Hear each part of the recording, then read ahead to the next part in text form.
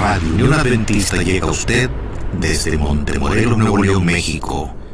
Gracias por sintonizarnos.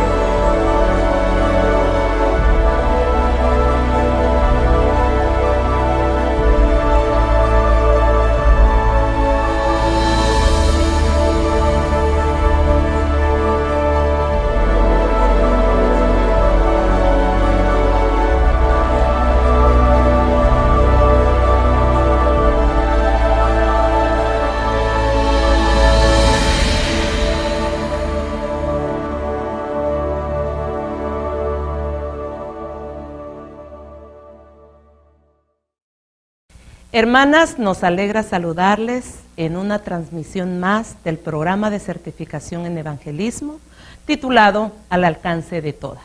Y aunque es un programa que se preparó especialmente para las damas, hemos constatado que varios de nuestros hermanos han tomado este programa de certificación, los cuales serán de gran bendición para ellos, puesto que los principios aquí presentados, las temáticas, forman parte del quehacer del evangelismo en nuestras iglesias. Y gracias también, hermanos, por el apoyo que brindan a nuestras hermanas. Estamos convencidos que todos los que nos involucramos hemos sido altamente bendecidos. Y en esta tarde vamos a presentar la evangelización en los grupos pequeños. Es la forma dinámica como se han integrado nuestras iglesias en la Unión del Norte, y para ello hemos invitado al pastor Antulio Espinosa, quien es el departamental de ministerios personales aquí en la Unión del Norte. Gracias, pastor, porque con su dinamismo, sus conocimientos seremos altamente bendecidos. Pastor, bienvenido y este es su tiempo.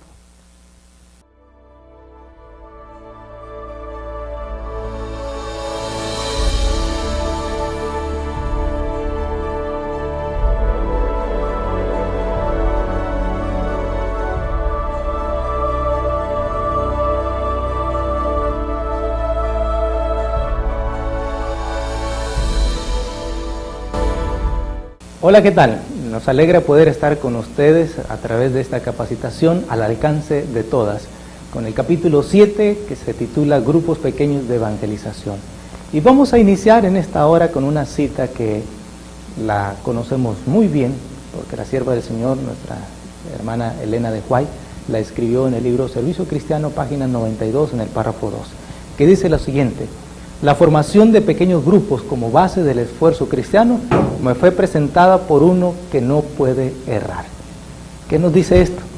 Bueno, que Dios inspiró para que nosotros pudiéramos trabajar a través de grupos pequeños. Y tú sabes que en la Biblia hay demasiados ejemplos de la forma en que Dios ha organizado a la iglesia a través de grupos pequeños. Y para darte algunos, quizás está el ejemplo de Moisés, con todo el ejército que él manejó de personas en el desierto, la estructura de grupos pequeños.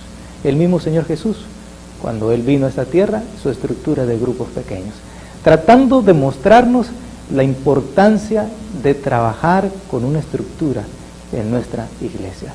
Ahora, el problema es, ¿por qué no han dado resultados?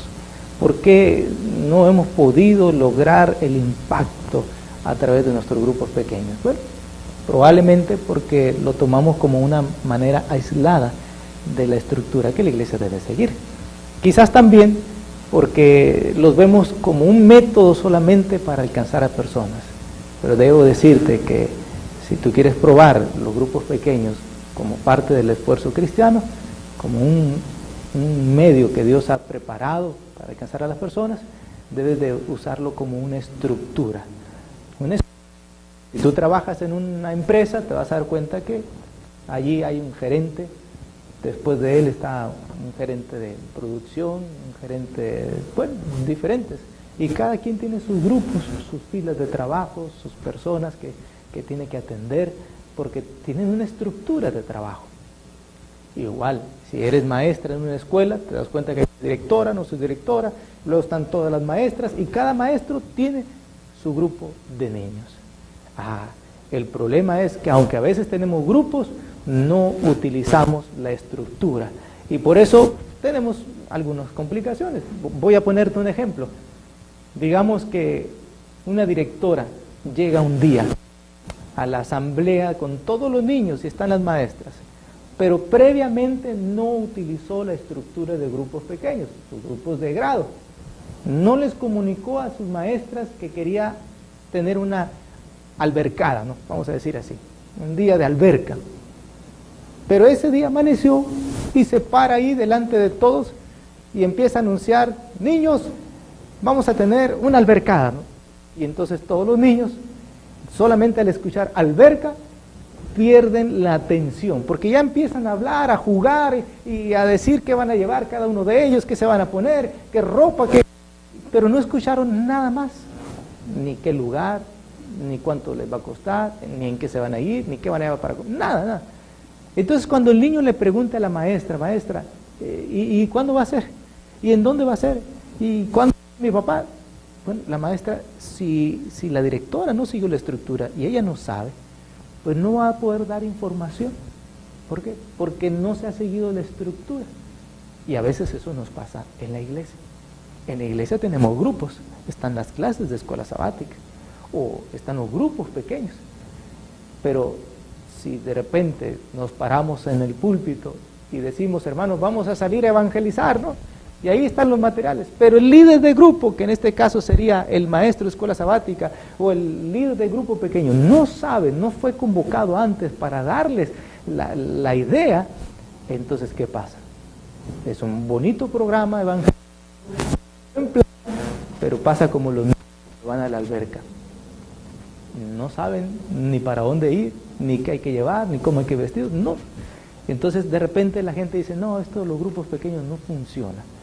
No funciona porque no seguimos la estructura. Fui invitado a una iglesia para lanzar la Ruta de Evangelismo 2014. Y el pastor me invitó, me dijo: pastor, quiero que lo lances en el púlpito. Y yo recuerdo una cita que leí por ahí, ¿no? Que los ministros que trabajan fielmente fuera del púlpito lograrán 10 veces más que el que no lo hace. Yo dije: no puedo lanzar un plan en el púlpito. Por muy bonito que sea, no me debo sentir tentado a lanzarlo ahí en el púlpito.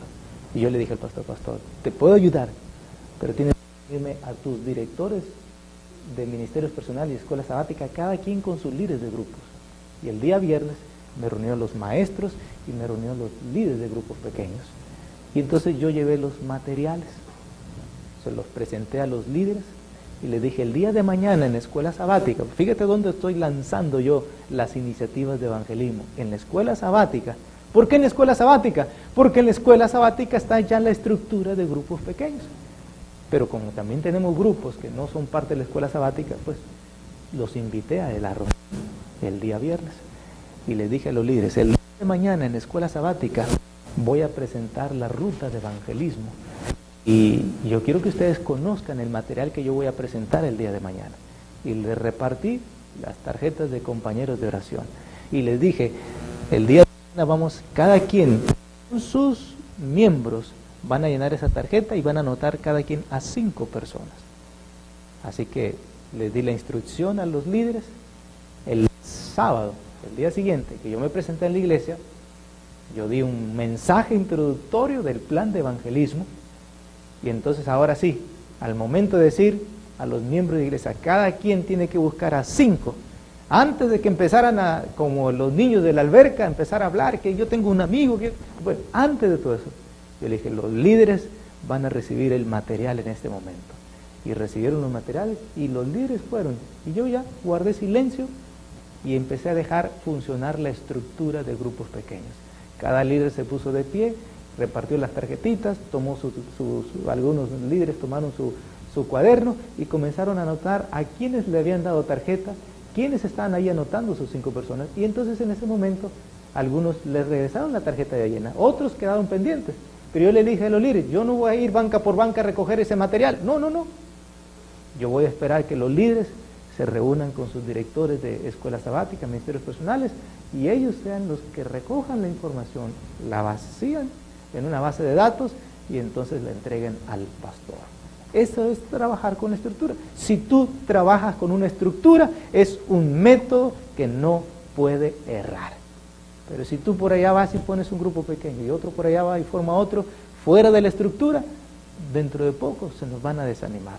Por eso, si en tu iglesia ya tienen grupos pequeños, únete a la estructura, sea de la escuela sabática o sean los grupos pequeños, únete a la estructura para que tome fuerza y de esa manera puedan trabajar. Ahora, ¿cuál es el propósito de los grupos pequeños? Bueno, la siguiente cita, hay unos 2 o 3 párrafos más adelante, dice, si hay muchos miembros en la iglesia, organícense en pequeños grupos para trabajar, no solo por los miembros de la iglesia, sino en favor de los incrédulos. Si en algún lugar hay solamente 2 o 3 que conocen la verdad, organícense en un grupo de obreros. Ahora, fíjate aquí. Aquí tenemos nosotros 2 cosas. Número 1, hacia quiénes trabaja el grupo pequeño. Y dice ahí, cuando hay muchos miembros en la iglesia, organícense en pequeños grupos. O sea, Dios nos manda que nuestra iglesia tiene que estar organizada en grupos pequeños. Y cada vez que hay un grupo, hay un líder. Pero tú vas a decir, ¿de quiénes se van a formar los grupos pequeños? Pues dice ahí, no solamente para trabajar por los miembros de la iglesia. O sea, el primer campo de trabajo del grupo pequeño son los miembros de la iglesia. Antes de ir a formar grupos en la comunidad, tú necesitas formar un grupo en la iglesia. Porque la iglesia de la cual Dios nos va a pedir cuentas, hermanos, las personas por las cuales el Señor Jesús, cuando Él venga por segunda vez, nos va a pedir cuentas a nosotros los líderes, es por los que están en la iglesia. Antes de ir a ganar a los de afuera, tenemos que tener preparados. Y cada miembro de la iglesia que esté preparado para la venida de Jesús, necesita estar sirviendo a la comunidad y trabajando por otros. Entonces, el grupo pequeño, el trabajo del grupo pequeño tiene que ser dirigido primero al miembro de la iglesia. Y en segundo lugar, como dice la cita que leímos, en favor de los incrédulos. Yo he conocido a algunos hermanos o hermanas líderes de grupo pequeño que salen de la iglesia contentos, queriendo formar un grupo pequeño. Y van a la comunidad y forman un grupo con las personas de la comunidad. El problema es que no se involucran a nadie de la iglesia. Cuando ellos traen a esas personas, nadie las conoce. Así que les cuesta trabajo a las personas no adventistas poder involucrarse en la iglesia. Algunos hasta los ofenden, otros le llaman la atención por la ropa que llevan. Y total, ¿no? Al final la gente se va. ¿Por qué razón? Porque la iglesia no les permite entrar a su círculo, porque nunca fueron involucrados. Entonces la sierva del Señor dice, ¿quiere que te funcionen los grupos pequeños? Primero tienes que involucrar a los miembros. Entonces cuando tú comienzas a seleccionar, busca en tu iglesia hermanos, hermanas, familias, que digas, ellos pueden ayudarme a formar un grupo pequeño. Pueden ser amigos, que tú digas, estas 2 o 3 familias me van a ayudar. En mi casa nos vamos a reunir, en la casa de mi hermana, en la casa de mi amiga, podemos hacer un grupo pequeño. ¿Está bien? Busca grupos de amigos. O pueden ser los hermanos que viven cerca de tu casa. Busca a tu alrededor y di, bueno, aquí viven 2 o 3 familias cerca de mi casa. Mi casa va a ser un centro de reunión para un grupo pequeño. O puede ser tu clase de escuela sabática. Ya estás ahí en una clase. Dile al maestro, maestro, ¿qué le parece si comenzamos a reunirnos entre semanas para poder planear actividades? No solamente estudiar la Biblia, y la escuela sabática tiene ese propósito, tener un centro de estudio bíblico, pero ahora necesitamos trabajar también por los incrédulos. Así que, maestro, le propongo que nos reunamos en nuestra casa para tener una junta. Y tú puedes motivar, ¿no? Ahora, 2 objetivos. Estos 2 objetivos tienen que estar juntos. Si tú trabajas solamente con los miembros de la iglesia, se puede convertir en una reunión social de miembros. Si tú trabajas solamente por los de afuera, pues vas a estar trayendo miembros solamente afuera, pero no los vas a estar capacitando para que sean discípulos.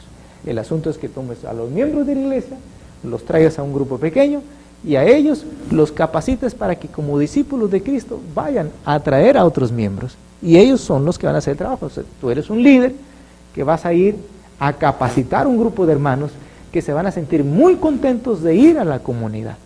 Por eso, si hay algún lugar donde hay 2, 3 que conocen la verdad, organícense en un grupo de obreros. Escucha bien la palabra obreros.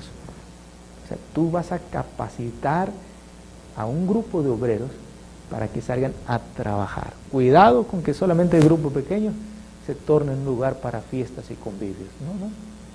Tú vas a organizar un grupo de obreros, ¿no? Así que, hermanos, hermanas, gócense al reunirse y primeramente lo espiritual. Por eso el estudio de la Biblia, de hacerlo juntos como grupo pequeño, es una maravillosa manera de construir amistades y crecer juntos espiritualmente. El mayor éxito de los grupos de estudio de la Biblia es en grupos pequeños, porque es donde nosotros podemos abrir nuestro corazón. Nuestra iglesia lo hacemos bien en la escuela sabática, pero la formalidad, la reverencia no permite que podamos ir un poquito más a relajarnos con otro tipo de ropa, con otro tipo de, en un ambiente más jovial. En cambio, en una casa se permite eso. O sea, si una persona llega del trabajo, llega con su trabajo y después se dice, oye, hermano, que era mecánico, ¿no? Porque llega con su overol de mecánico, ¿no? O hermano, no sabía que usted trabajaba en esto, porque llega vestido de esa manera, ¿no? Entonces, eso te permite otras cosas más cuando el grupo pequeño se reúne a estudiar. Entonces, uno de los objetivos del grupo pequeño es el estudio de la Biblia. Y ese estudio de la Biblia nos crea una atmósfera de amor, de aceptación, que estimula la libertad acerca del estudio de la Biblia, sin miedo a la vergüenza o a la crítica. Eso nos fomenta entonces la comunión cristiana. Porque entonces cuando estudiamos la Biblia ahí juntos, podemos opinar. Estamos allí sobre una temática y entonces estamos opinando cómo me impresiona a mí.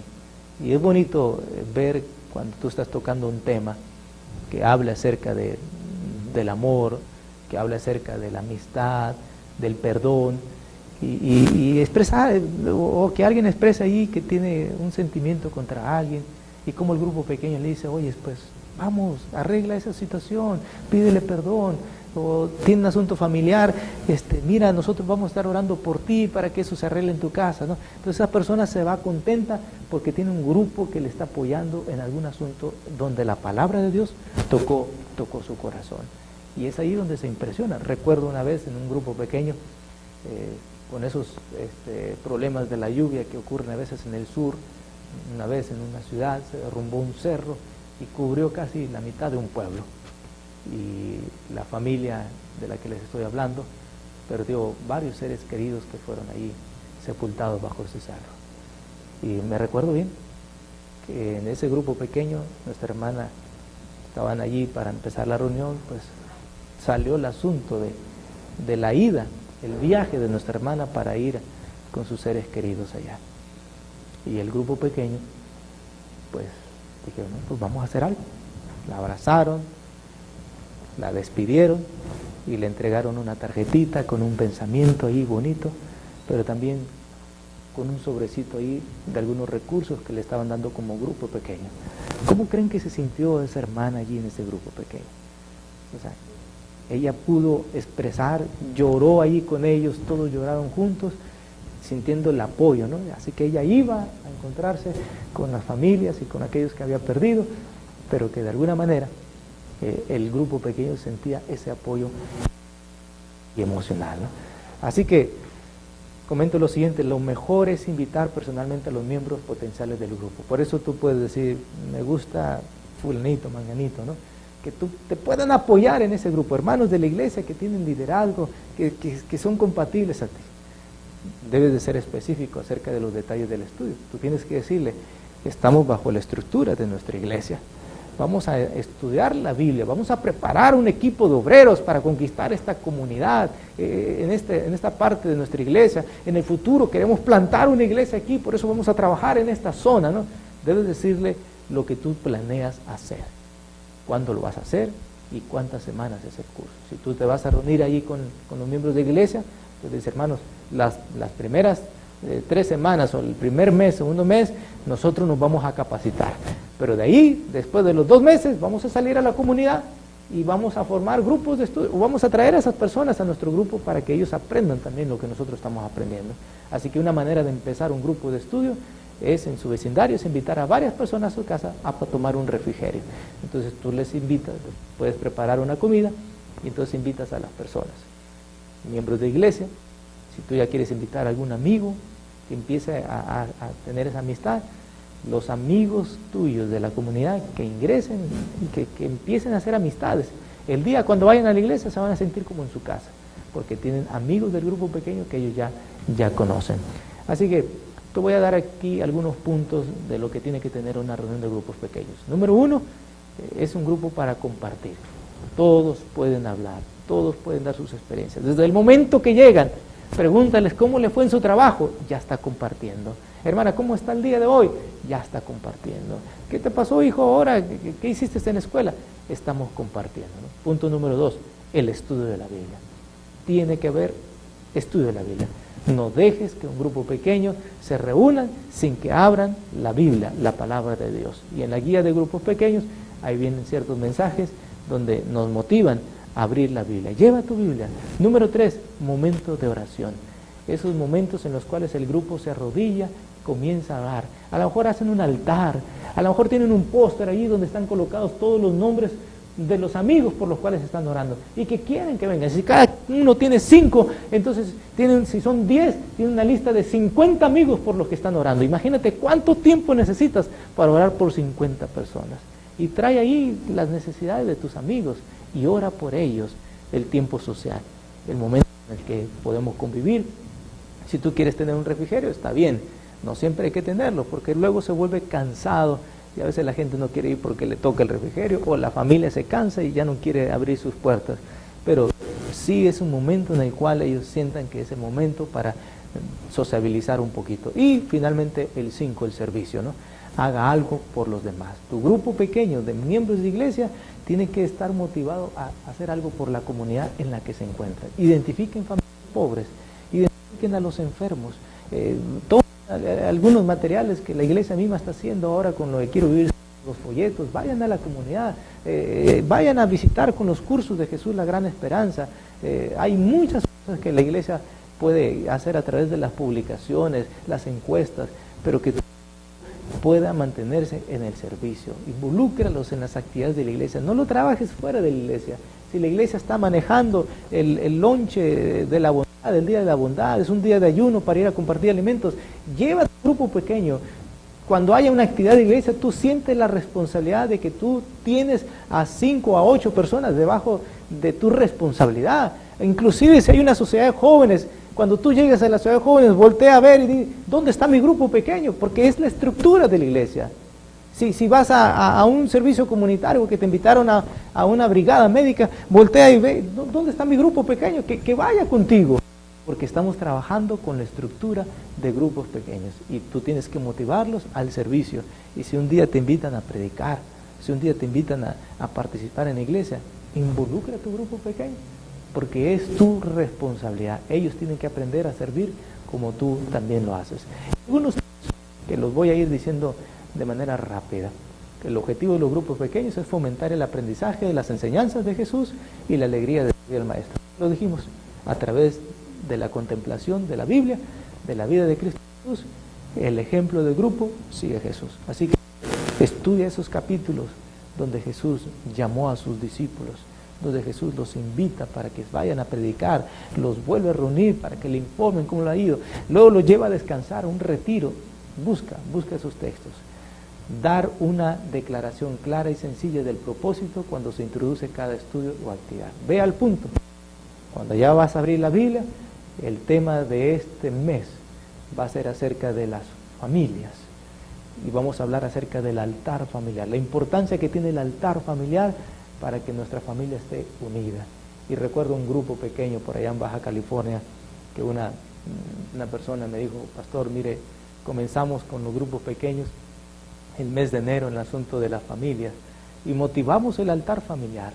Y qué alegría sentía él, que del grupo pequeño no solamente fue hablar del altar familiar, sino que él estuvo dispuesto a apoyarles para que en cada casa se celebrara el altar familiar. ¿Te puedes imaginar el logro de un líder que no solamente habla de un concepto religioso, sino que permite que sea una práctica en la vida de las familias que se reúnen en su grupo pequeño? Así que te motivo para que tú lleves de lo teórico, lo lleves ¿a dónde? A lo práctico. Que sigamos el ejemplo de Jesús, de un cambio de conducta, de cambio de estilo de vida, ¿no? Y por eso tú tienes que decir, hermanos, en este mes vamos a hablar de altar familiar. Y el objetivo durante este mes de estos temas familiares es que podamos cada mañana, cada tarde, reunirnos con nuestros hijos, estudiar el devocional y entonces orar antes de irnos a trabajar y antes de irnos a la cama. Tómese tiempo también para conocerse, compartan pedidos de oración, muestren interés en los estudiantes. Así que ahí en tu grupo pequeño tienes que tomar esos tiempecitos para que cada uno de ellos puedan decir algo que los vaya identificando unos con otros, ¿no? Siguiente punto, reserve tiempo para orar por los pedidos y las necesidades del grupo. Solamente ten cuidado de durar mucho tiempo haciendo pedidos y poco tiempo en la oración, porque he estado en algunos lugares donde dicen esta es una reunión de oración y predicamos 30, 40 minutos y luego decimos vamos a dejar tiempo para pedidos y nos llevamos otros 20 o 30 minutos en haciendo pedidos y al momento de doblar nuestras rodillas damos un minuto para orar. Y es muy probable que tú tengas 10 minutos para la oración, de los cuales a lo mejor 9 minutos y medio lo dedicaron para pedidos y medio minuto a veces para orar. Pero es el tiempo cuando nuestros grupos pequeños deben dedicar más tiempo sobre nuestras rodillas para orar. Ahí mismo que digan las peticiones en el momento de la oración. Ahí directamente al Señor, que sea esos 10 minutos, que sean 9 minutos de oración y 1 minuto para dar indicaciones.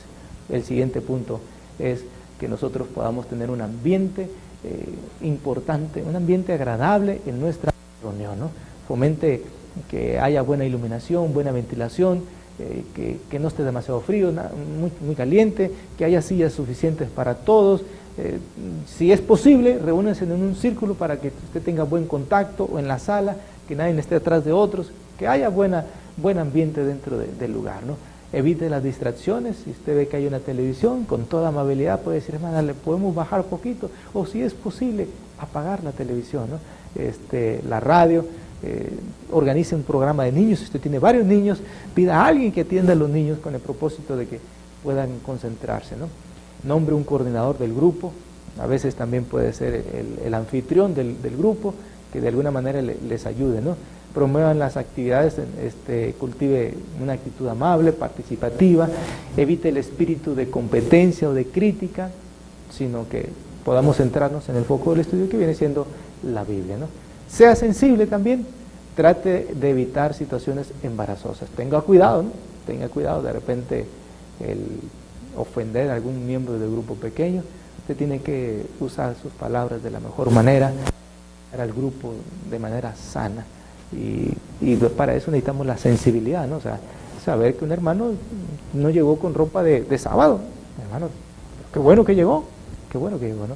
Ayude a la persona coordinadora a ser considerado, que de alguna manera sea atento desde que está abriendo la puerta, de que los esté ubicando. A la hora de la oración y aplicación de las escrituras, los miembros del grupo pueden revelar informaciones que sea personal. Usted dígale que lo que está abriendo en su corazón de alguna manera va a ser conservado de manera confidencial y de alguna forma que se sientan seguros de que eso se está compartiendo allí en el grupo pequeño, ¿no?